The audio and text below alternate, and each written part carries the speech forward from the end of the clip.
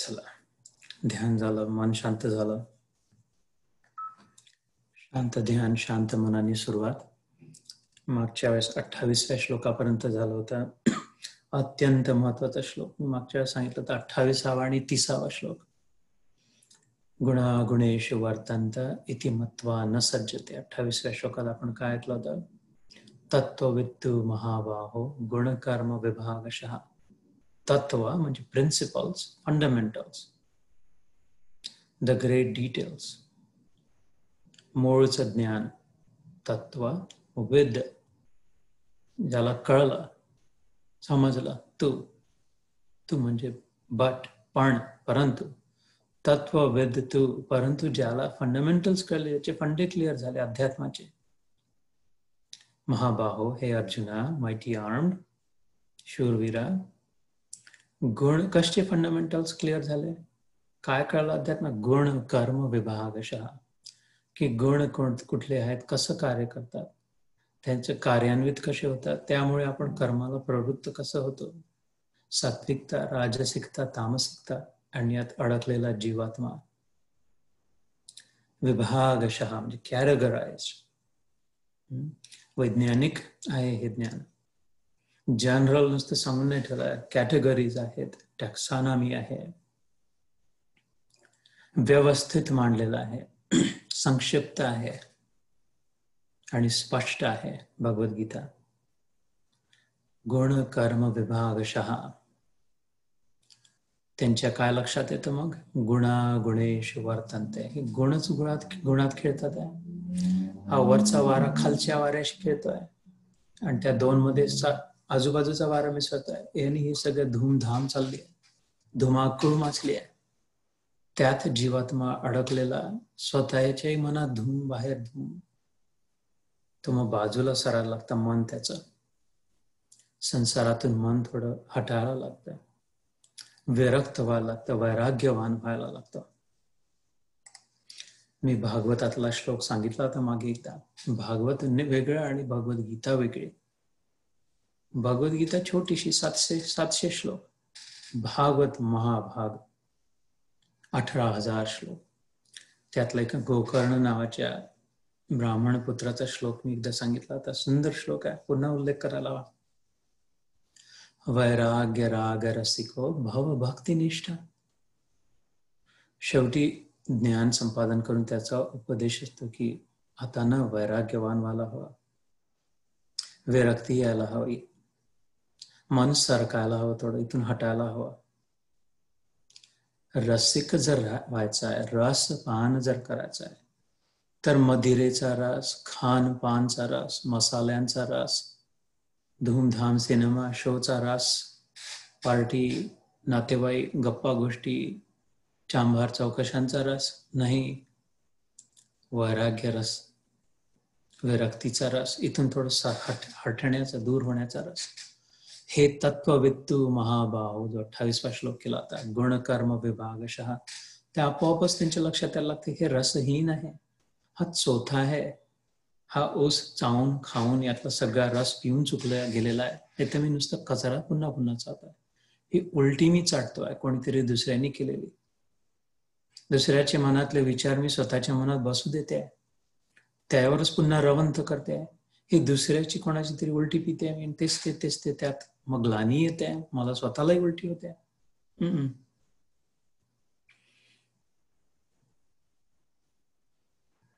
गुणा गुणेषु वर्तन्ते. चांगले लोक आहे, वाईट लोक आहे, मध्यम लोक आहे, एकमेकाची खेळून राहिले. मला नाही त्याच्याशी आता काही घेणं देणार. 2 पावलं मागे हटणं संसारापासून. इति मत्वा, हे त्यांचं मत पक्क होऊन, न सज्जते, पुन्हा तिकडे नाही जात. पुन्हा ती उचलून उलटी चाटणीची इच्छा नाही होत. पुन्हा दुसऱ्यांनी काहीतरी मनातून कल्पना केलेले शो पाहणं, पुन्हा दुसरं काही, कोणी अजून कशी रेसिपी बनवली, अजून कोणते मसाले टाकू, पुन्हा तिथे न मन जाणं.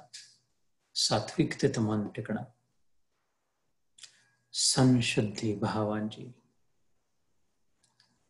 इति मत्वा न सज्जते, तो तत्वविद तू, फंडामेंटल डिटेल मध्ये ज्याला कळलं ते त्याचं मन आपोआपच हटतं.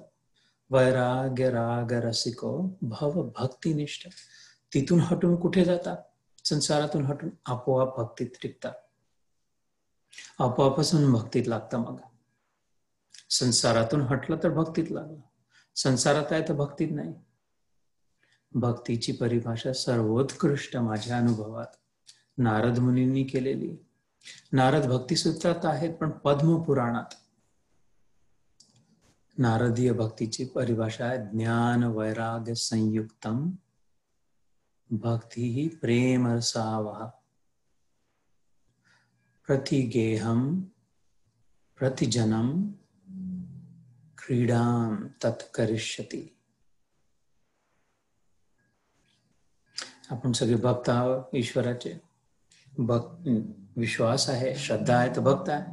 म्हणून हे नीट समजून घ्यावा. भक्तीचा वैराग्याशी खूप संबंध आहे. मातेचा पुत्राशी संबंध असतो तसा.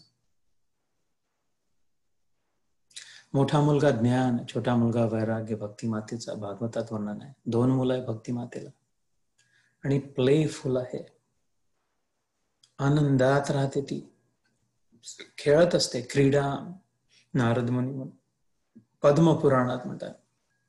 महात्म्य सांगताना भक्तीचा भागवत महात्म्य पुन्हा एकदा सांगतो, ज्ञान वैराग्य संयुक्त भक्ती तीच खरी भक्ती, ती नाही ज्याच्यात वैराग्य नाही आहे, संसाराच्या रसापासून दूर हटलेलं नाही आहे.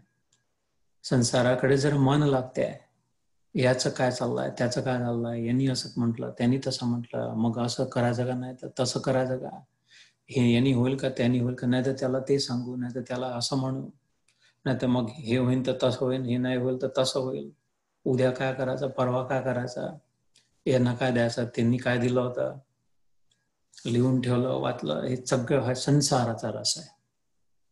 हे यात वरवरून कितीही भक्ती केली दिवस रात्र तरी भक्ती नाही. नारद मुनींच्या मते, पद्मपुराणामध्ये, भागवताप्रमाणे, श्रीकृष्णाच्या मते जोपर्यंत वैराग्य नाही म्हणत तोपर्यंत भक्ती नाही. वैराग्य राग रसिको भव भक्तिनिष्ठ, तोच भक्तिनिष्ठ होऊ शकतो ज्यांनी वैराग्याचा रसपान केलाय, सांसारिक रसपान नाही. ज्याचं मन उठलं इथून, आता झालं, खूप झालं, शरीर पोषणात खूप लक्ष झालं, शरीर इतकं पुष्कळ झालं, मनाप्रमाणे पुष्कळ चालून पाहिलं, चोचले पुष्कळ पुरवले, इंद्रियगत जीवन पुष्कळ जगून पाहिलं. इथे सकाळची वेळ आहे म्हणून विशेष वैराग्य प्रकट होते, म्हणून अजून गीतेतला प्रवास व्हायच्या आधी. पण हे उचित आहे, ठीक आहे. मनाला जर वळण लागलं तर पट पट पट पट गीता पिल्या जाईल. मन जर ठिकाणी टिकलं तर पाणी पिल्यासारखी भगवद्गीता सुलभ वाटेल. हे अगदी चुकीचं आहे. माझा अनुभव असा नाही की गीता खूप क्लिष्ट आहे, गीता समजत नाही. तयारी असली मनाची तर पाणी पिल्यासारखं पिल्या जाऊ शकतं भगवद्गीता. पण त्याच्यासाठी स्वच्छ सुंदर मन वैराग्य रसात डुबवणं. तर पद्मपुराणात काय म्हटलं, ज्ञान वैराग्य संयुक्त, समयुक्त. सम म्हणजे व्यवस्थित, नीट, पूर्णपणे युक्त आहे, त्याला धरून आहे भक्ती.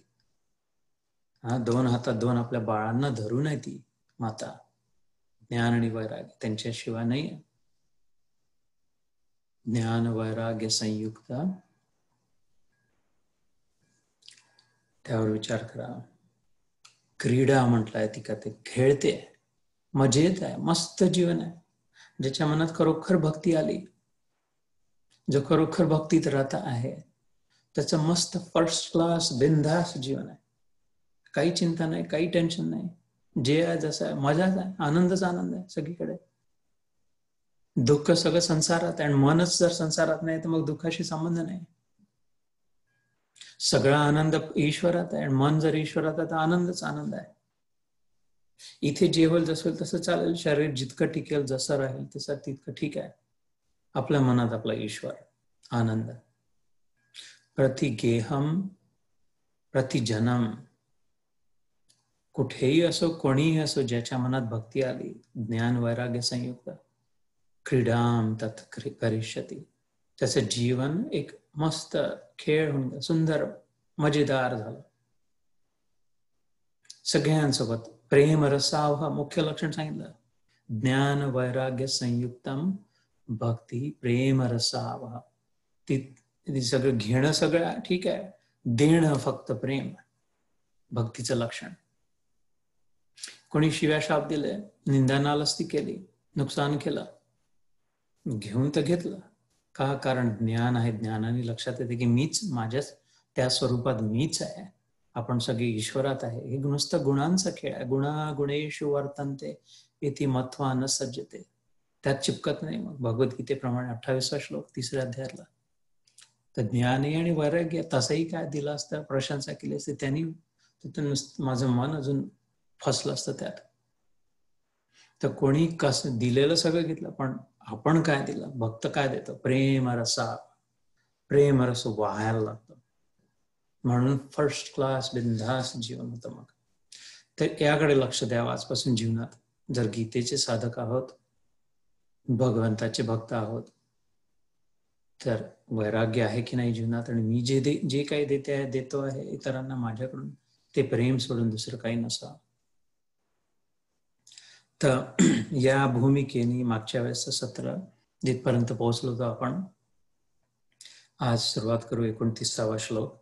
प्रकृते गुणसम्मूढाः सज्जन्ते गुणकर्मसु तान् कृत्स्नविदो मंदान् न कृत्स्नविन् न विचालयेत. 29वा श्लोक हिंदीत वाचून ऐकवतो. प्रकृति के गुणों से अत्यंत मोहित हुए मनुष्य. हे गीता प्रेस गोरखपूरचं ट्रान्सलेशन. प्रामुख्याने त्यांचं हिंदीत असतं, बाकी सगळ्याच भाषेत मिळतं आता. पण त्यांचे मुख्य लेखक, मुख्य संत लोक स्वामी रामसुखदास महाराज झाले, जसे हिंदी वाचक होते. त्याची सुरुवात तर भगवद्गीतेच्या ट्रान्सलेशन सुरुवात श्रीधर स्वामींपासून झाली. ते दक्षिणेतले होते. महान संत श्रीकृष्ण बाळकृष्णाचं प्रत्यक्ष दर्शन झालेलं आहे. गंमत झाली त्यांच्या जीवनात. दर्शन झालं पण कळलं नाही हा तो आहे. आणि त्यांच्या पत्नीला कळलं. भक्त तर ते होते, संत तर ते होते, त्यांच्या घरी आले, त्यांच्या समोर, पण त्यांच्या लक्षात नाही आला हा. पण त्यांची पत्नी साधी भोळी, इतकी ज्ञानी नव्हती पत्नी, पण सरळ हृदयी होती, स्वीकार करणारी होती, जसं आहे तसं ते. तिलाही दर्शन झालं जसं तिच्या पतीला झालं, श्रीधर स्वामीला. पण तिला कळलंय की हाच बाळकृष्ण आहे. मग तिने जेव्हा पतीला समजावून सांगितलं, की त्यांनी डोक्यावर हात मारून घेतलं, डोळ्यात पाणी आले, की ओ माय गॉड, मी घालून बसलो ईश्वराची भेट, आणि तू प्राप्त करून घेतली. अजून त्यांच्या साधनेला जोर लागला. छल छिद्र कपट मोहीन भावा सरळ मन जसं. तर ट्रान्सलेशन तिथून सुरू झाले. पण ते गीता गोरखपूरची हिंदीत असल्यामुळे मी हिंदीत वाचतो. आणि मग अमेरिकेत हिंदी कार्यक्रम होतो, इंग्लिश कार्यक्रम होतो, सगळीकडे मग सोयीस्कर होती एकच गीता, म्हणून मी नाही तर मराठीतही वाचू शकतो. इथे प्रकृति के गुणों से अत्यंत मोहित हुए मनुष्य गुणों में और कर्मों में आसक्त रहते हैं. उन पूर्णतया न समझने वाले मंद बुद्धि अज्ञानियों को पूर्णतया जानने वाला विज्ञानी विचलित न करे. आपलं अर्ध्या हळकुंडाने पूर्ण पिवळं न व्हा. लोकांच्या आपल्याला कळलं म्हणून दुसऱ्यांना वाईट, दुसऱ्यांची निंदा न होय. आपल्याला वैराग्य आलं म्हणून आता जे संसारी आहे त्यांना निकृष्ट खालच्या दर्जाचे न दाखव, नाक न मुरडाव. भगवद्गीतेचा मार्ग हा सतत प्रेमाचा मार्ग आहे. यात नेगेटिव्हिटी कुठेच नाही आहे, नकारात्मक जीवनच नाही आहे. कुठेच कोणालाच कमी नाही लेखलंय, वाईट नाही म्हटलंय. निरनिराळ्या ठिकाणी पहाड चढून राहिले, कोणी पायथ्याशी आहे, कोणी थोडं वर चढलाय, कोणी मध्यभागी आहे, कोणी अजून वर चढलाय, कोणी टोकावर पोहोचलेला आहे. तर जो टोकावर पोहोचून खाली बघतो आहे की हे चढण्याचा प्रयत्न करतात आहे, घसरतात आहे, पडतात आहे, पण आले आहे इथपर्यंत, प्रयत्नशील आहेत. कळत नाही कसं चढावं, सराव नाही आहे, म्हणून त्यांची निंदा न करावी, प्रोत्साहन द्यावं. या श्लोकात विचलित न करा, अजून कन्फ्यूज नको करावा लोकांना. प्रोत्साहन हे श्रीकृष्णाचे किती सुंदर वचन आहे. हा अर्जुनच तर किती विचलित झाला आता. कबूल करत होता कार्पण्य दोष, मी घाबरलो आहे, भीतीग्रस्त आहे, उपरत स्वभाव, कन्फ्युज्ड पण आहे. यात श्रेयस्याम निश्चितम ब्रूहित, मला कळत नाहीये माझ्यासाठी श्रेष्ठ काय. इकडून पहाड चढू की इकडून चढू, इथून घसरून जाईल, इथून पडेल तर जास्ती लागेल, कसं बाबा काय करू मी आता. मला तर भीती वाटते पहाड चढण्याची, मला समजत नाही कसं चढावं, माझ्यात ते कलाही नाही आहे. कॅन यू प्लीज पुल मी, तू मला दाखवतो का, निर्देश करतो का. तर याने झडकारून नाही दिला, जर भाग मीच युद्ध करतो म्हणून. नाही नाही थांब इथेच, मी तुला सांगतो. भक्तो असी, प्रिय असी, सगळं समजावून सांगितलं, धैर्य धारण करून, फ्रस्ट्रेटेड न होता. आणि मग पुढे चढला हाय बहादूर अर्जुन. तर इथे ते म्हणतात की एकदम आग्रह नको करायला, ज्यांना कळत नाही आहे, एकदमच अट्टहास नको करू. अर्जुनाला म्हणतो एकदम जिद्दी नको बनू. वर्ष 2 वर्ष 3 वर्षापासून लोणच्याची बरणी, तक्कूची बरणी, कुळांबा मेथंब्याची बरणी लावून ठेवली, झाकण पक्क झाला, एकदम पक्क झाला, कोणाची निवडत नाही, इतकं चिपकला. तर श्रीकृष्ण म्हणतात, अरे बाबा खूप जास्ती जोर दे, काचेची बरणी आहे बरं, खूप जास्ती जोर लावून पक्का धरशील आणि एकदम अट्टहासाने उघडशील तर उघडेल, तर उघडेल, नाही तर नाही, पण ते फुटू शकते, सगळ्या सगळं वाया जाईल, पूर्ण लोणचं फेकायला लागेल, त्यात काच तुकडे होतील. तसं नको करू, त्याच्याशी शांततेने घे, थोडंसं धैर्य धारण कर, आरामात स्लोली कर. शनय शनय उपरमय बुद्ध्या आत्मविधृतिया आत्मसंस्था मन कृत्वा न किंचिदपि चिंतय. मी बरेचदा म्हणतो, माझा एक आवडता श्लोक आहे 6व्या अध्यायात आत्मसंयम योग, ध्यान योगात. शनय शनय म्हणजे हळूहळू, उपराम हो, आपलं मन ओढून काढ, हळूहळू मागे कर संसारातून, आणि त्याच्या जागी बुद्धी आत्म्यात लाव. संसारात लावायच्या जागी थोडस संसारातून काढलं, थोडीशी आत्म्यात लावली, पुन्हा थोडी अजून संसारातून काढलं, पुन्हा अजून थोडी आत्म्यात, थोडं थोडं थोडं कमी कर इकडून, आणि थोडं थोडं थोडं इकडे वाढव. इकडे आणि इकडे म्हणजे काय, बाहेर जी सध्या जाते आहे सतत वृत्ती, बुद्धी, बाह्य वस्तू, बाह्य जगत. बाह्य म्हणजे काय, जे याच्या बाहेर जे काय ते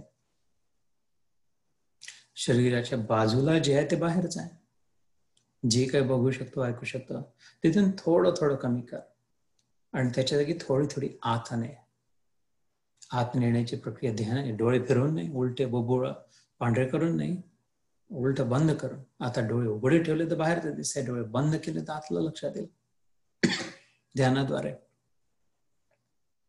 मग लक्षात येईल की हे सुद्धा बाहेरचं आहे, हे शरीरी बाहेरची सृष्टी आहे, मी प्रत्यक्ष स्वतः मी तर आत बसली आहे, जी चालवते आहे शरीराला.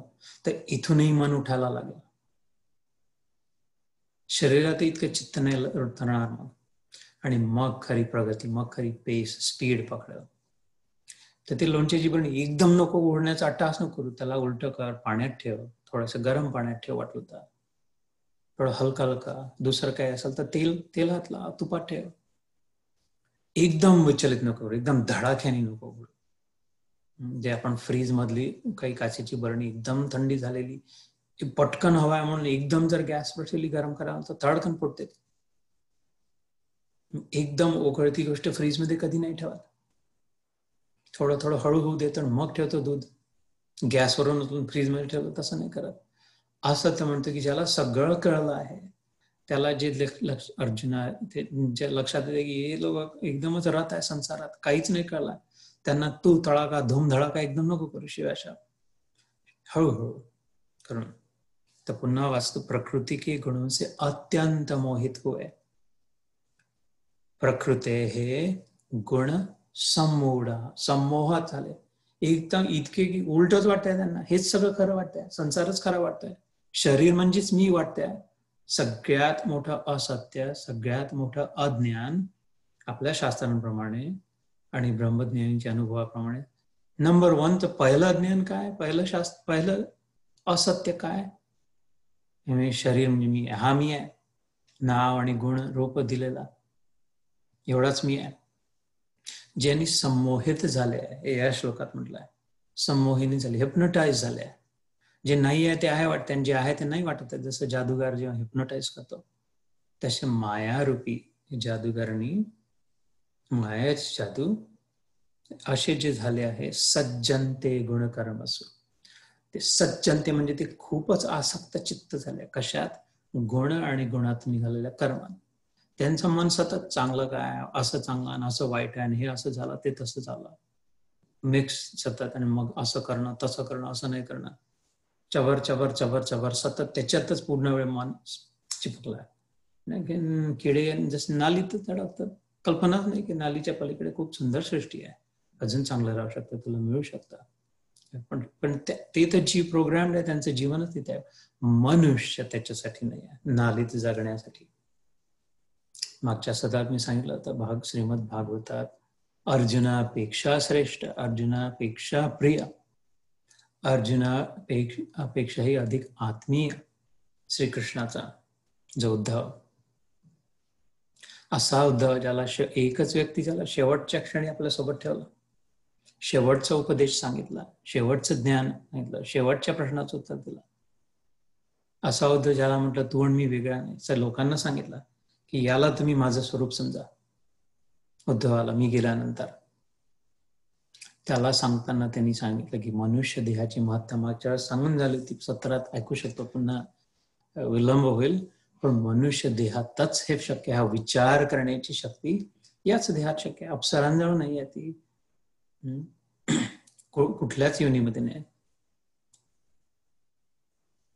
गंधर्वांजवळ नाही, दैत्यांजवळ नाही, देवांजवळ सुद्धा नाही ती. आणि प्राण्यांमध्ये तर नाहीच नाही, पशु पक्षींमध्ये नाही, झाडांमध्ये नाही. या एका देहात याने आता देह प्राप्त झाला आहे विचार करण्याची. ज्याचा उपयोग नाही केला तर मग गुण कर्मामध्ये सज्जते, इथे जे 29व्या श्लोकात सज्जनते, खूपच चिपकलंय, त्याच्यातून सेपरेटच नाही होऊ शकत आहे. आपल्यापासून ते वेगळं आहे समजूच नाही शकत आहे. आपलं जीवन तेच आहे, तसंच आहे, तेवढंच आहे, त्याच्यासोबतच चिपकलं आहे, परमनंट झालं त्यांच्या मनात ते. तर असे जे आहे संमूढ झाले आहे, मूढ म्हणजे मूर्ख, गाढव झाले आहे समूहाने. ओरिजिनली गाढव नाही आहे कोणी, ऍक्च्युअली गाढव कोणी नाही, समोहिनीमुळे गाढव झालेले. एकावर जर हिप्नोटाईज केलं आणि मनुष्याला म्हणलं की बघ तू गाढव आहे की नाही, आणि त्यांनी म्हणा हो ढॅची करायला लागा का, कारण त्याचं समोहानी झाली, तर तो खरोखर गाढव नाही. इतर बघणाऱ्यांना ज्यांना कळते, ज्यांना दिसते, ज्यांना समजते, त्यांना कळते की खरोखर गाढव नाही आहे. त्याला थोडा वेळ वाटतंय हिप्नोटाईज झाल्यामुळे. तसंच ज्याला हे ज्ञान प्राप्त झालं त्यांनी दुसऱ्याला गाढव न समजावं, दुसऱ्याची निंदा न करावी, ते समोहित झाले आहे. मग त्याच्या जागी काय करावं? विचलित न करे, खूप शेकअप, खूप ॲजिटेट, खूप रागवणं, खूप ओरडारडी करणं, असं न हो.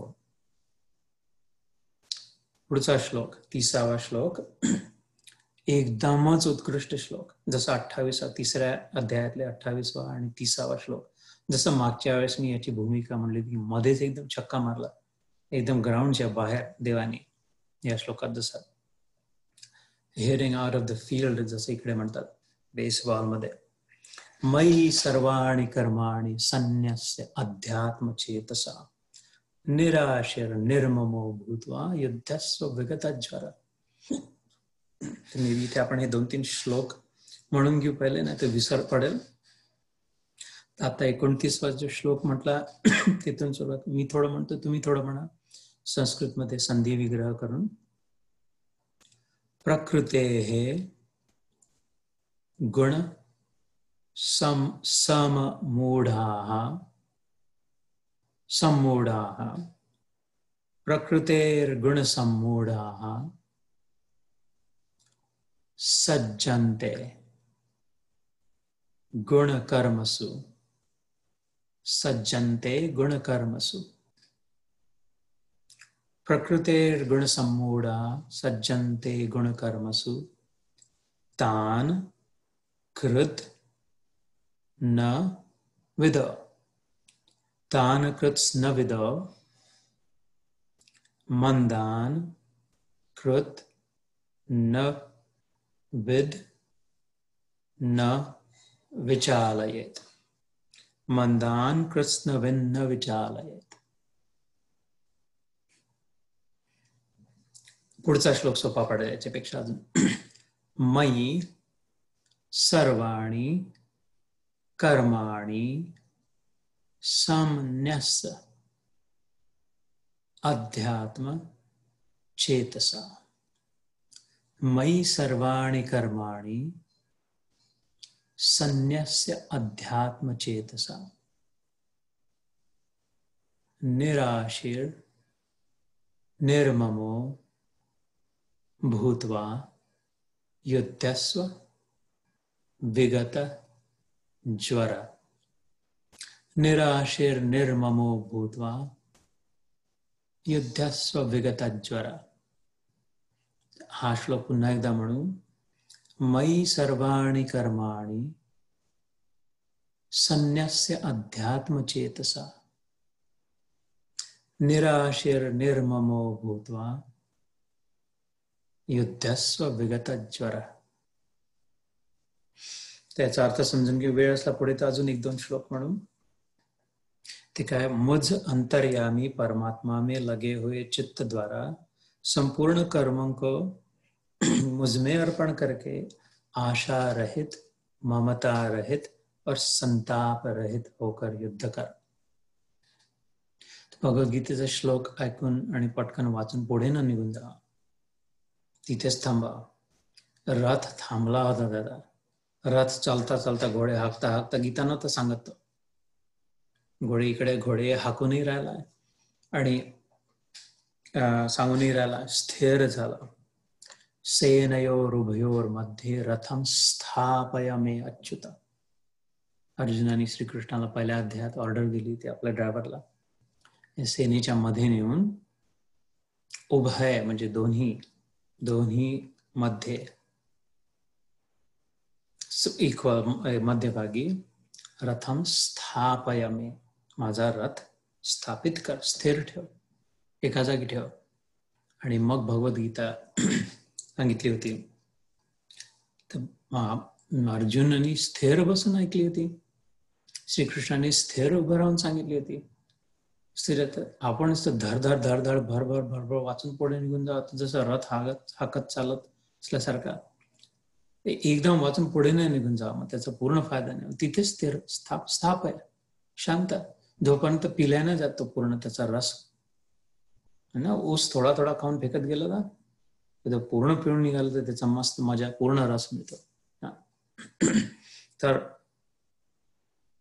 मयी म्हणजे मला कोण म्हणतात? श्रीकृष्ण. सर्वाणी म्हणजे सगळे. काय? कर्माणी. तू जे काय करते आहे, जे काही तुझ्याच्याने होते आहे, जसं काही घडते आहे ते मयी सर्वाणी कर्माणी. काय? What about that? संन्यस्त.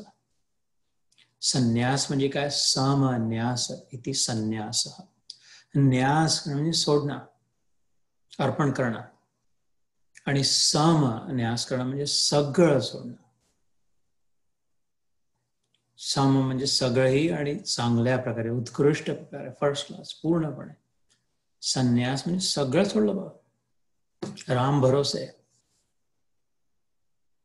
चाह गई चिंता मिटी, मनवा बेपरवाह, जिनको कछु न चाहिए वो शाहन के शाह. संन्यासी लोक बादशाह. काही नको आहे, सगळं सोडून दिलं जे होतं ते. इथे श्रीकृष्ण संन्यास घ्यायला त्याला हिने म्हणत, भगवे वस्त्र घाल, इथून चल, पायातल्या चपला काढून टाक, धनुष्यबाण इथेच ठेव, निघून जा पुढे. कर्म फळांचा संन्यास कर. मयी सर्वाणी कर्माणी संन्यस्य. आणि त्याच्या जागी करू काय मग? अध्यात्म चेतस. तेच चैतन्य, तीच चेतना, तीच विचारशक्ती, तीच बुद्धी जी इकडे लागून राहिली आहे कर्मफळात, की यांनी असं तर होईल, मरून तर नाही देणार, जिवंत तर राहतील, मला शिव्या तर नाही देणार, माझी निंदा तर नाही करणार, माझे सगळे ओरून तर राहतील ना माझे नातेवाईक, पुढे राज्य तर मिळेल आम्हाला, पण आमचे सगळे उपभोग करायला, हे सगळे पहिल्या अध्यायातले श्लोक, उपभोग सोबत करायला राहतील तर ना सगळे, बघू तर शकतील ना सगळे आमचं साम्राज्य. हे जे फळांची जी आशा आहे ते संन्यास करणं, कुठे सोडून देऊ? माझ्यात सोड. श्रीकृष्ण म्हणतो माझ्यावर सोपव. सिस्टमला वर विश्वास ठेव, की जी मी प्रकृती नावाची सिस्टम बनवली आहे ही रोबस्ट आहे, बरोबर सांभाळेल. जसं सर्कसीत उडी मारतो वरून एकदम धडाकन, आश्चर्य वाटते. पाणी ट्रपीज आर्टिस्ट झोके घेताना, आणि खाली जाळी असते ते धरते बिलकुल. थोडा वेळ तर होईल वर खाली, पण मग मस्त मजेत चालत जायला लागतं. तो असं सराव झालेला असतं तर काही पुन्हा जाऊन जातं झोके घेतो, पुन्हा वाटोळ घेत पडतो, पुन्हा मस्त फर्स्ट क्लास चालत. विश्वास झालाय 100 वेळा 1000 वेळा करून की आहे खाली. इतकी बारीक जाळी आहे पण इतकी पक्की आहे, दिसत नसली तरी आहे नक्की. मजेत मस्त झोके केले. श्रीकृष्ण म्हणतो विश्वास ठेव बेटा, आहे नक्की ही मी बनवलेली जी जाळी आहे. आणि तुझे शरीर खायला प्यायला नाही आहे असं कधी नाही होणार, कपडे घालायला नाही असं कधी नाही होणार, डोक्यावर छत नाही असं कधी नाही होणार. जोपर्यंत तुझी वेळ आहे तोपर्यंत तुझी व्यवस्था होईल. वेळ आली तर त्याच्यानंतर कोणी किती व्यवस्था केली, मोठे मोठे रथी महारथी व्हाईट हाऊस मध्ये बसलेला नाही पकडला होता. मग नाही, मग कठीण आहे.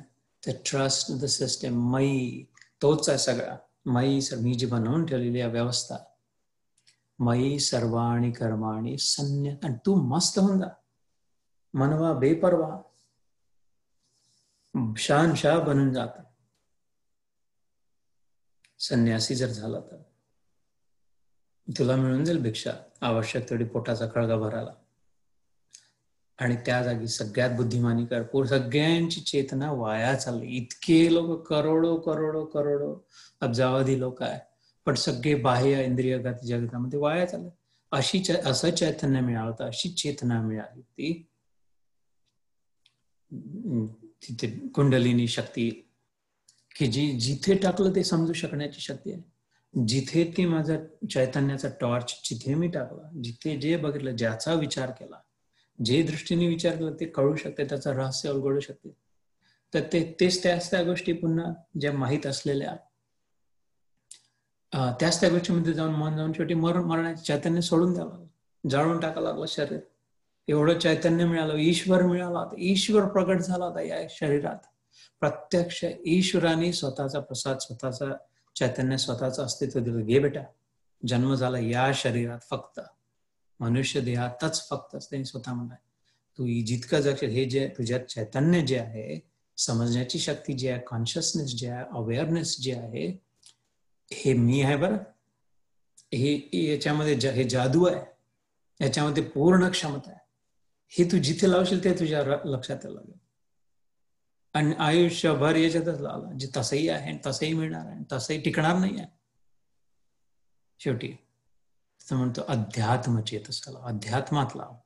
आत्मानाम अधिकृता सा अध्यात्मा. केन उपनिषदांमध्ये ज्याला निरनिराळे केन उपनिषद, तस्य तुलना केन जायते. कोण आहे तो, कसा आहे, केन प्रश्न, हु, त्याच्याविषयीच्या त्याच्या वर्णनाचं उपनिषद ते केन उपनिषद. अध्यात्माची व्याख्या आहे आत्मानाम अधिकृता, आत्म्याच्या अधिकारातलं, आत्म्याविषयी ते अध्यात्म. तर अध्यात्म चेतसा आता पुष्कळ झाला. सगळं मिळून चुकलं, सगळं देऊन चुकलं, सगळं घेऊन चुकलं, खाऊन चुकलं, पाहून चुकलं, जाऊन चुकलं, घालून चुकलं, सगळं झाले अनुभव बाहेरचे. चौथा पुन्हा थकून गेला.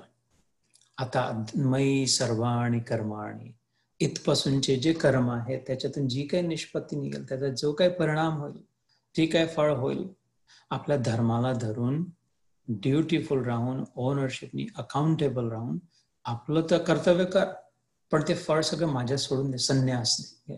आणि तीच चैतन्य, उरलेलं चैतन्य 10 वर्ष, 20 वर्ष, 5 वर्ष, 3 दिवस, ज्याचे जितके राहिले, यातला 7 दिवसात होऊ शकते ना काम. परीक्षित राजाचं झालं याच उपदेशाने. 7 दिवसात जर होऊ शकते, तसा बहुतेक 7 दिवस असतील आपल्या सगळ्यांजवळ कमीत कमी, मला असं वाटतंय. तर इथपासून अध्यात्मात चेतना लाव. आणि मग निराशेर, आशा रहित हो. खूप आशा ठेवून नको बसू.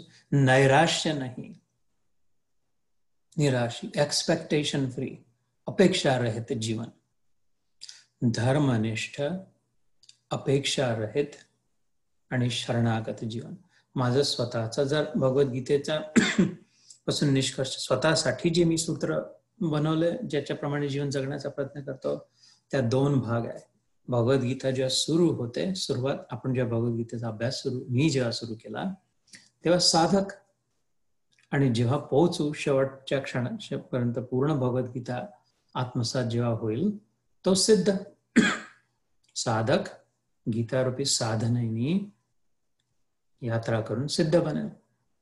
तर साधकासाठी भगवद्गीतेचा माझ्या लक्षात आलेला जीवन धर्मनिष्ठ असावा, अपेक्षा रहित असावा, हा त्रिकोण, आणि शरणागत असावा, अलाइंड असावा. शरणागत म्हणजे त्याला नियमांना धरून मानून स्वीकार करून जे आहे जसं आहे तसं, खूप त्याच्यासोबत झटून, खूप त्याच्यासोबत भांडणं करून नाही, जे काय आपल्या अवतीभोवती आहे त्याला स्वीकारून त्याच्यासोबत चलावं. ही शरणागती माझ्या समजीत जी आली ती.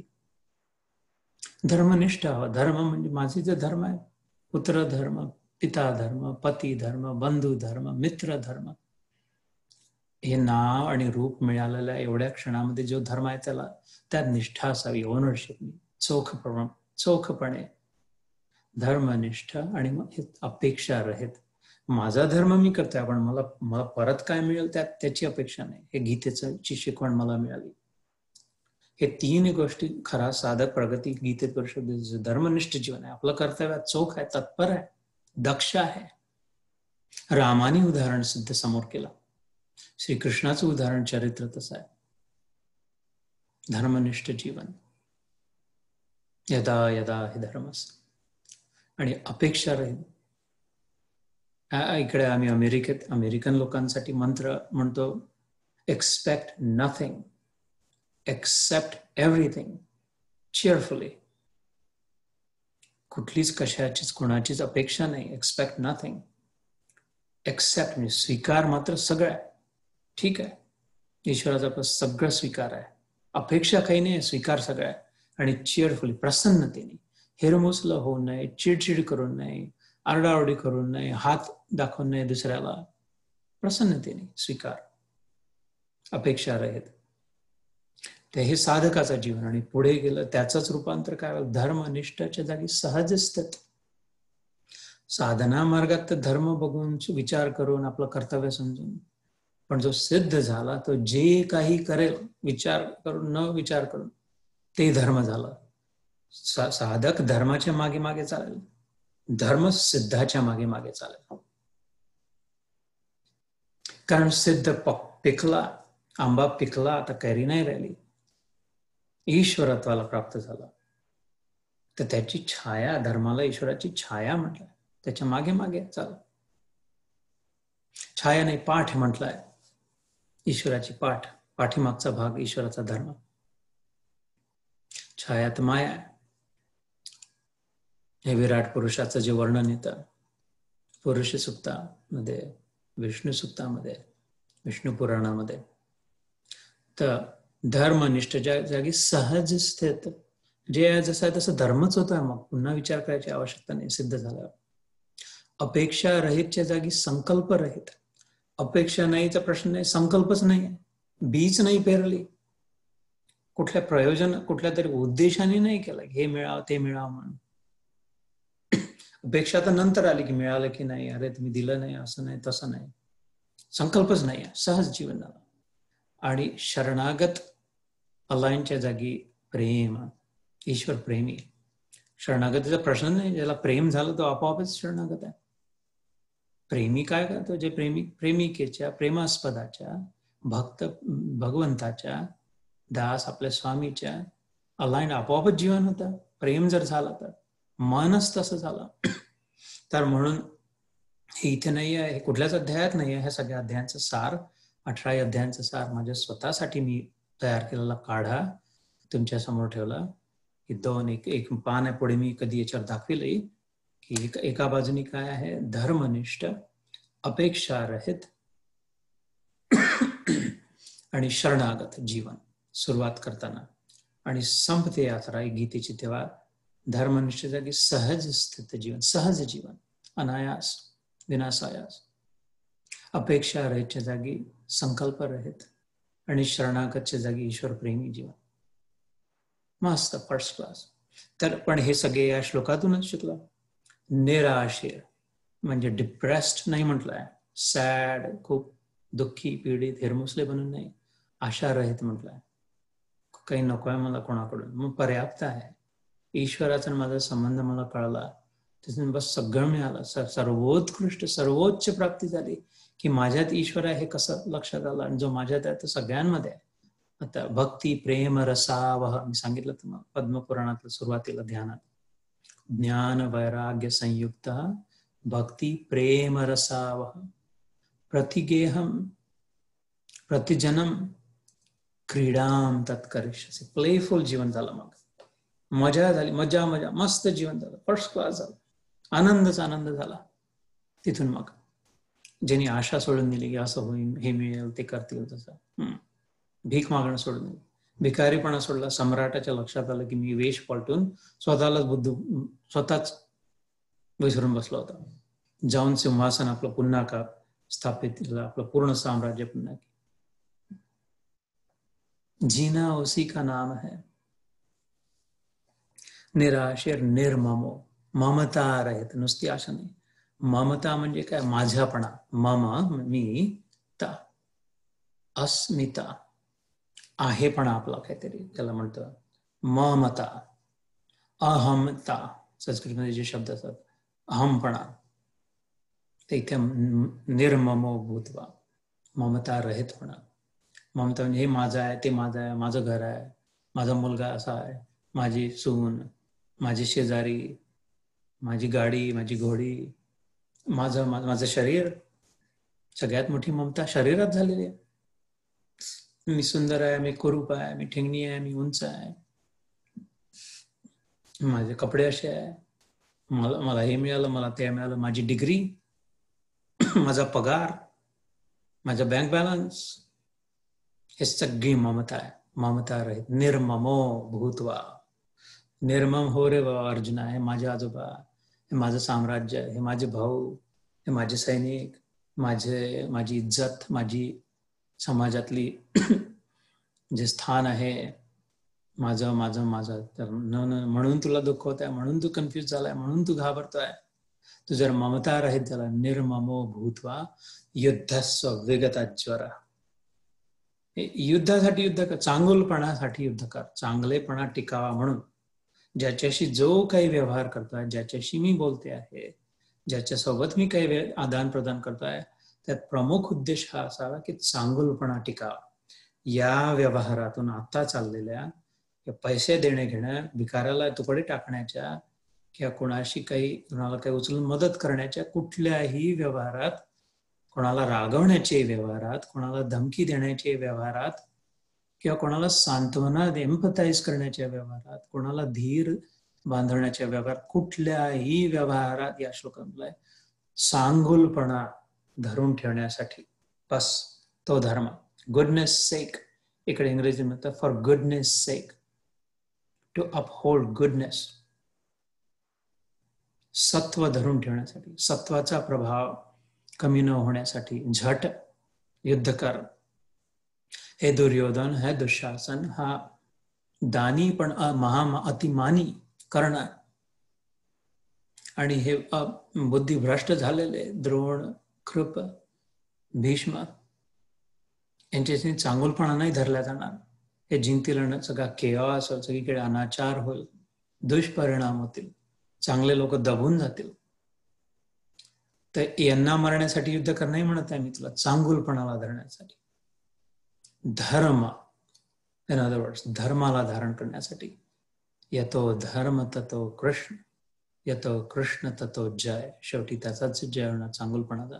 चांगुलपणा नसला तर जग नाही टिकू शकत, एक क्षण नाही टिकणार. तर चांगुलपणा कमी झाला आणि वाईटपणा वाढला, आपण म्हणतो खूप जग वाईट झालंय, वाईटच वाईट आहे सगळीकडे, दिसते म्हणून, पण चांगुलपणा जनरली विनम्र असतो, हंबल असतो, दिसून नाही पडत. चांगले लोक जाऊन लाउडस्पीकरवर नाही करत, असं केलं तसं केलं, कळत नाही, नकळत पण होत राहतात, ते सहज असतात चांगुलपणा. पण अमाप आहे चांगुलपणाची, काही कमी नाही, घाबरण्याची आवश्यकता नाही. थोडं 49% जर चांगुलपणा झाला आणि 51% जर वाईटपणा झाला तर ते तर भितर सृष्टीचा विध्वंस, विनाश होईल. चांगुलपणाचाच प्रभाव आहे म्हणून, आणि ईश्वराचा तोच प्रयत्न आहे की चांगुलपणाला धरून ठेवण्याचा. म्हणून म्हटलं युद्धस्व वेगता ज्वर. हाही एक सुंदर शब्द आहे, वेगता ज्वर, खूपच सुंदर शब्द आहे, शांती देणार आहे. कसा? ज्वर म्हणजे ताप, आग, जलन, दिमाग खराब, डोकं संतापून गेला, तळपायाची आग मस्तकाला लागली, ज्वर म्हणतो. गरम डोकं झाला, 2 थोबाडे देऊन दिल्या, 2 नको बोलो ते बोलून दिला, शिव्या देऊन दिल्या. यांनी आता सगळं सहन करावं लागून राहिलं, भांडणं झाले, कोर्ट केस झाली, न करा तसं, कारण ताप वाढला, टेम्परेचर वाढलं. विगत, वी म्हणजे विझवणं, बुजवणं. श्रीकृष्ण म्हणतात तो संताप बुझून जाईल, विझून जाईल. थंड डोकं राहील सतत, कितीही गुंड असला समोर, कितीही शिवाय खोटं सगळे आरोप लावत असले तरी थंड डोकं राहील.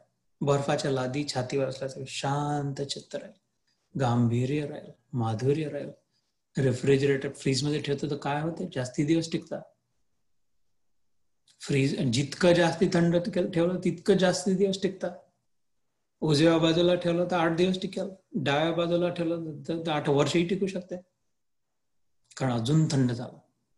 तर आपली जी शांती मिळवली आहे, आपला जो प्रेम मिळवला आहे, आपला जो आनंद मिळवला आहे, आपलं जे ईश्वराकडे दृष्टी वळली आहे, आपला जो संबंध जुडला आहे, तो जर थंड डोकं ठेवलं तर टिकेल, गरम डोकं ठेवलं तर वाहून जाईल, फेकून द्यावं लागेल, बुरशी लागेल. म्हणून थंड डोक्याचा विगता ज्वर, संताप सोडून होईल. त्याचा पुन्हा एकदा नीट समझून गया। मुझ अंतर्यामी परमात्मा में लगे हुए चित्त द्वारा संपूर्ण कर्मों को मुझ में अर्पण करके आशा रहित, ममता रहित और संताप रहित होकर युद्ध कर। मयि माझ्यात सर्वाणी कर्माणी संन्यास सोडून देणं, लीव इट टू मी, अध्यात्म चेतस। आणि तू आपला, मी करतोय ना बाबा, मी सगळं सांभाळतोय, तू आपला मस्त उपयोग करणं वेळेचा, उरलेल्या वेळेचा फर्स्ट क्लास उपयोग करणं खऱ्या फायद्यासाठी, माझ्यात मन लाव ना, श्रीकृष्ण म्हणतो। समजून घे ना तुझ्या आत मी कसा आहे ते, मग सगळी चिंता राहते होशील ना, काही प्रॉब्लेम नाही राहणार। मग निराशी हो, निर्मम हो आणि विगत ज्वर हो। आशा नाम मनुष्याणाम कश्चिद आश्चर्य श्रृंखला बद्धा यया प्रधावंती मुक्तास्तिष्ठन्ति मानवा।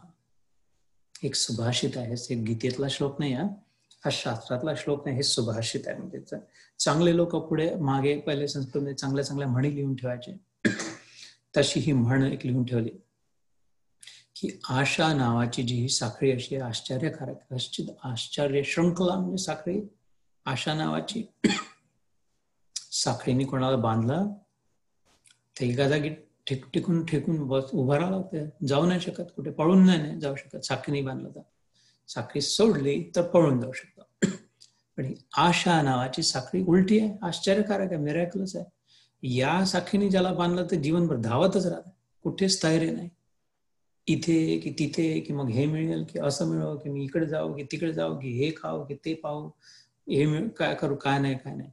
आशेने जो बांधला गेला तो धावतच, बद्धा यया प्रधावंती, धावत मुक्तास्तिष्ठन्ति मानव।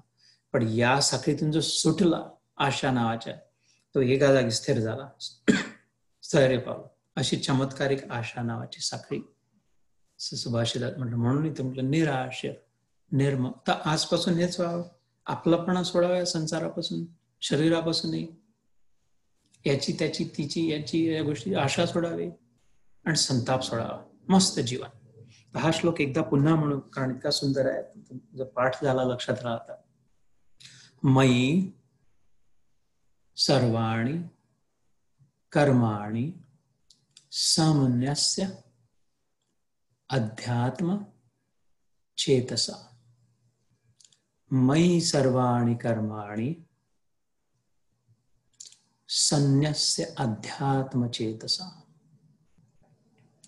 निराशिर निर्ममो भूत्वा युद्धस्व विगत ज्वर. ज्वर म्हणजे ताप, विगत म्हणजे सुटलेला, बुजवलेला, मिटवलेला. निराशिर निर्ममो भूत्वा युद्धस्व विगत ज्वर. तर युद्ध पासून पळून जायला नाही म्हटलं, आपलं धर्म सोडा, आपलं कर्तव्य नाही करायचं. संन्यास घेणं म्हणजे असा नाही, श्रीकृष्णाचा संन्यास असा नाही आहे की चालले जा आपले झोपडी शोधून हिमालयात, तिथेच टिकून तेच आपलं कर्तव्य करू शेवटपर्यंत. तर एक श्लोक अजून होऊ शकेल आज, मला असं वाटतं. मग हा 31वा श्लोक. ये मे मतम इदम नित्यम अनुतिष्ठन्ति मानवाः श्रद्धावन्तो अनसूयन्तो मुच्यन्ते ते अपि कर्मभिः. हा श्लोक एकदा थोडा थोडा म्हणू. ये मे मतम इदम नित्यम अनुतिष्ठन्ति मानवाः श्रद्धावन्तो अनसूयन्तो मुच्यन्ते ते अपि कर्मभिः. हा झाला 3ऱ्या अध्यायातला 31वां श्लोक. जो कोई मनुष्य दोष दृष्टि से रहित और श्रद्धा युक्त होकर मेरे इस मत का सदा अनुसरण करते हैं वे भी संपूर्ण कर्मों से छूट जाते हैं. आणि पुढे तो काय म्हणतो, परंतु जो मनुष्य मुझमें दोषारोपण करते हुए मेरे इस मत के अनुसार नहीं चलते हैं उन मूर्खों को तू संपूर्ण ज्ञानों से मोहित और नष्ट हुए ही समज. तर मूर्ख ही जर शिवी वाटत असेल तर ही आपली हिंदीतली असल्यामुळे मूर्ख शब्द तिथे नाही आहे, मूढ आहे शब्द. मूढ म्हणजे जो संमोहित झालेला आहे, हिप्नोटाइज झालेला आहे. तर थोडक्यात तो काय म्हणतो की ए बघ, हे माझं जर ऐकशील, याच्याप्रमाणे जर चालशील तर काम होईल तुझं. हे इन्स्ट्रक्शन जर फॉलो केले, घरी काही मिक्सर आणलं, फोन आणला, आयफोन आणला, कुठलं काही, तर त्याच्यासोबत इन्स्ट्रक्शन मॅन्युअल येते. ज्यांनी बनवलं आहे ते त्यांनी लिहून ठेवलं आहे की हे असं केल्याने असं होईल. प्रोग्राम केला, खूप कॉम्प्लिकेटेड आहे आयफोन मध्ये. एवढ्या फोन मध्ये पूर्ण एक विश्व समावलेलं आहे. आपल्याला नाही समजू शकत कसं बनवलं, काय होते. पण ज्यांनी बनवलं आहे त्यांनी सोप्या भाषेत असं छोटंसं एक इन्स्ट्रक्शन मॅन्युअल सारखं लिहून ठेवलं. हे दाबल्याने हे होते, ते दाबल्याने तसं होते, असं करा तर कॉल संपून जाईल, तसं केलं तर फोन बिघडेल. असं ते थोडं जर वाचून समजून घेतला आणि त्याच्याप्रमाणे फोन वापरला तर फर्स्ट क्लास काम होते. फोन कसा आहे कळतच नाही, मध्ये काय केलंय, कोणी प्रोग्राम केलाय, काय होते, चिप कशी असते, मायक्रोचिप काय आहे, नथिंग. प्रोग्रामिंग कसं आहे, पण काम तर सगळं होऊन राहिलं. तसं तो म्हणतो की अरे हे मी बनवलं आणि हे गीता रूपी इन्स्ट्रक्शन मॅन्युअल दिलाय, हे वाच आणि याच्याप्रमाणे चाल, तर तुझं पूर्ण काम होईल. याचं जे प्रयोजन आहे, या फोन ज्याच्यासाठी बनवला ते उपयोग ते होऊन जाईल तुझं. तू लोकांना एकमेका फेस टाइम करू शकशील, बघू शकशील, ऐकू शकशील, व्हॉट्सअप करू शकशील. जे उद्देश आहे ते पूर्ण होईल. फोन समजण्याच्या भानगडीत नको पडू, इन्स्ट्रक्शन समजण्याचा पुरुषार्थ कर, तर जीवन मस्त होईल तुझं, आनंदात जगू शकशील.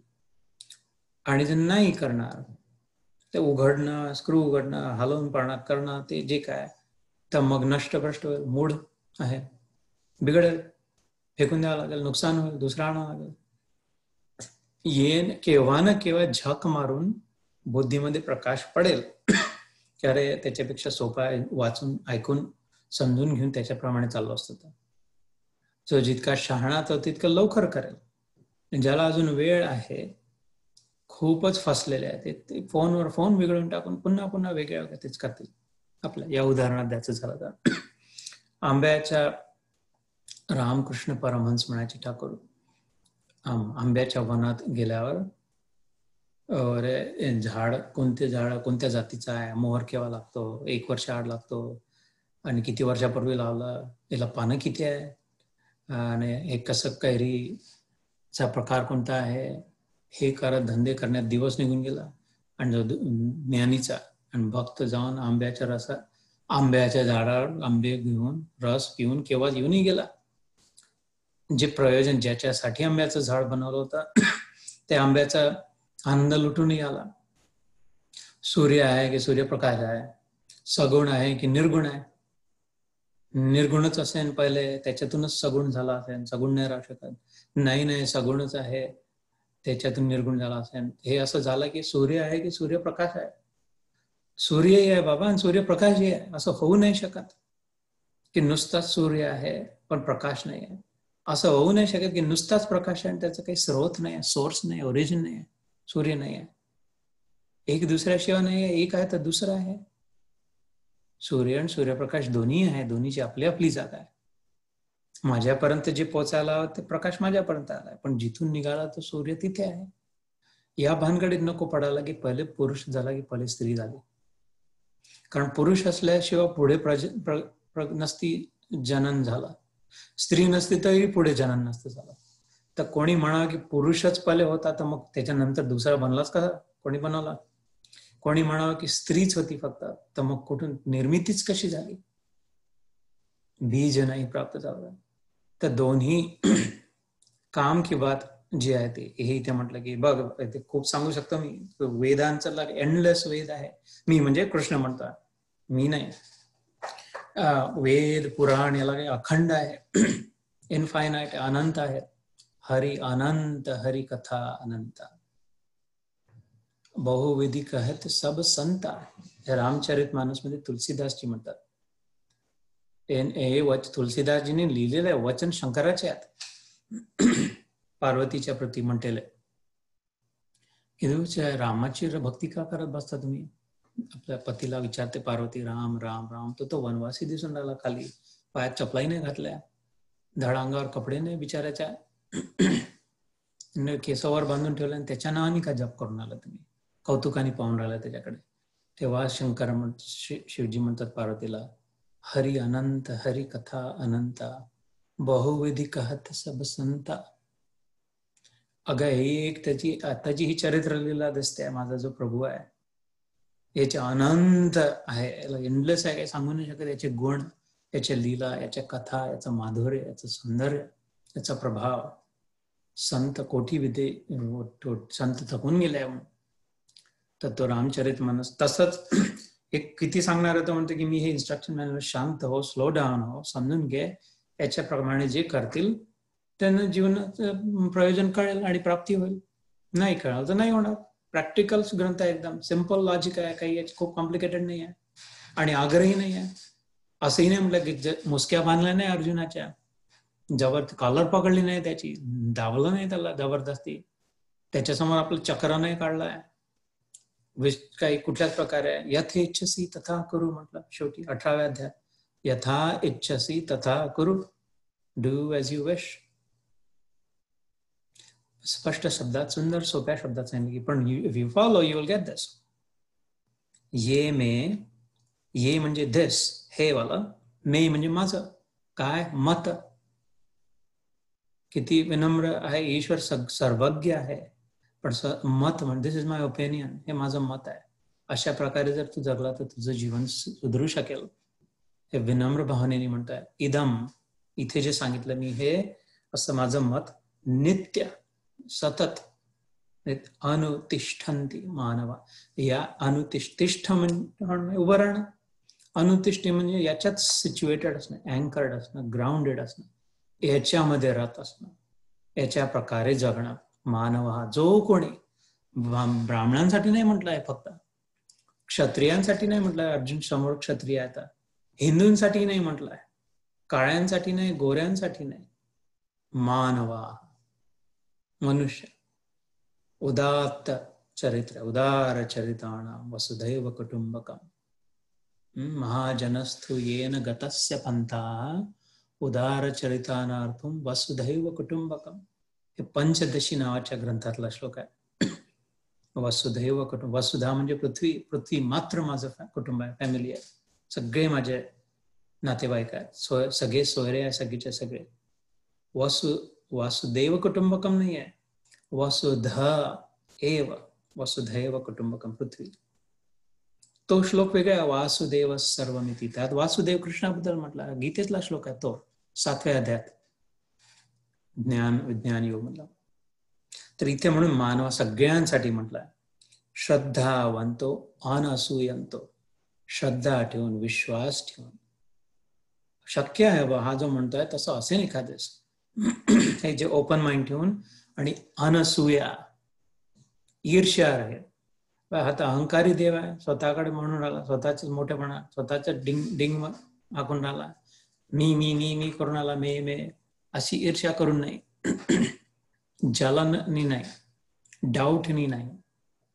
अनसूया, अनसूया मातेच्या पोटीच ब्रह्मा विष्णू महेश दत्त रूपाने आले, अत्री ऋषींच्या, न सगुण न सात्विक राजसिक तामसिकच्या पलीकडे गेलेले गुणातीत, अत्री नॉट थ्री ऋषींचे, आणि अनसूया माता, ईर्ष्या रहित आईच्या खाली ब्रह्मा विष्णू महेश तिघही दत्त रूपाने आले. तर अनसूयाचं अत्यंत महत्व आहे, आपल्या मनातली ईर्ष्या सोडून देण्याचा, ईर्ष्या रहित, जेलसी फ्री. कारण आपणच त्या दुसऱ्या रूपात, ज्याची ईर्ष्या वाटते आहे, ज्याचं चांगलं होताना दिसते आहे, जे जास्ती सुंदर आहे, ज्यांच्या जो जास्ती पैसा आहे, ज्यांची सगळी चालते, ते आपणच त्या रूपात आहोत. त्यांची यात्रा त्यांना तिथे आणली आहे, त्या रूपात. आणि माझ्या यात्रेत मला हा अनुभव हवा आहे तो. श्रद्धावंतो अनसूयंतो मुच्यन्ते, मुक्ती होते, सुटका होते, हे झंझटीतून सुटका होते. याच्या डोक्याला ताप लागून आहे, सतत मेहनत करायला लागते, बिघडून जाते, काळजी वाटते, याच्यातून मुच्यन्ते ते अपि, ते सुद्धा. नुसतं ऐकून जरी फॉलो जरी केला, कर्मभी, कर्माच्या सगळ्या इफेक्ट पासून, कर्मफळांपासून. कर्माचं काय इफेक्ट आहे, कर्मबंधन म्हटलं, कर्मफळाचा एकच इफेक्ट आहे, बंधन. फळाला जर चिपकलं तर बांधल्या गेलं. मी मागे सांगितलं होतं, जे झाडाला फळ लागते, फळावर अळी लागते, अळी बसते. अळीनी जर फळाला सोडलं नाही, तर फळाला धरून ठेवलं अळीनी, फळ काय होते, पुढे पिकून खाली पडते. तर फळ जर खाली पडलं, तर अळी पण त्याच्यासोबत पडली खाली, धडाक्कन. तरी नाही सोडलं तर, आता तर सोडून दे माशी, नाही तरी नाही जर सोडलं अळीनी, तर मग फळ हळूहळू काय सडायला लागते. अळी जर सोडायची तयारी नाही, तर अळीलाही सडायला लागेल. तरी नाही सोडलं तर फळ मग शेवटी गळते खाली, तर अळीलाही गळायला लागेल. तर फळाला जर धरून ठेवलं, तर पडणं, सडणं, गडणं हे निश्चित आहे. म्हणून फळ सोडा, फळातूनच, कर्माच्या फळातूनच सगळी आहे, इथे म्हणते ते सुटून जातात. आणि ते जे शेवटचा श्लोक जो म्हटला आजचा आता, ये त्वे अभ्य अनुसूयंतो न अनुतिष्ठन्ति, पण यात जे नाही तिष्ठित होणार, हे जे नाही स्वीकार करत, सर्व ज्ञान विमूढा स्थान विद्धी नष्टान चेतसा. असं समज की त्यांना जे बाकी की दुनियाभरची खूप माहिती गोळा करून ठेवली आहे, खूप समजते, जनरल नॉलेज खूप आहे, खूप जनरल नॉलेज आहे, चलता पुरता हे माहिती आहे, राजधानी माहिती आहे, प्रेसिडेंट माहिती आहे, राजकारण माहिती आहे. सर्व ज्ञान विमूढ आत्मा, तो बनवल्या गेला, फसवल्या गेला त्या ज्ञानाने काही होणार नव्हता, विमूढ झाला, विशेष प्रकार VIP, विशेष मूढ झाला, अजून संमोहित झाला. नष्टान चेतसा, आपण इथे संपवू, त्याचे चैतन्य, चेतना शक्ती नष्ट झाली. याच्यापेक्षा नुकसान दुसरं मोठं नाही झालं. कारण मरण होतं म्हणजे तेच होतं, चेतना निघून जात आहे, चैतन्य निघून गेलं. आपण जेव्हा निघून जातो, ते शरीराचा उपयोग नाही म्हणून जळून टाकतात, कारण की ते निघून गेले, स्वर्गवासी झाले, जिथे कुठे गेले. ज्यांच्याशी आमचा संबंध होता, ज्यांचा मतलब होता, जे आमचे होते, हे नाही आहे, इसको तो लेके जाओ. घराच्या आत नाही पुन्हा आणत, बाहेर फांदीला बांधतात, झाडाला मडका. तर नष्टान चेतसा, आता चेतना आहे असताना नष्ट झाली. जो याच्याप्रमाणे नाही जगला, यांनी काय नसते मिळू शकला, ईश्वरत्व मिळू शकलं, ईश्वर प्राप्ती होत, आणि काय मिळालं तर शेवटी जाळून द्यावं लागलं.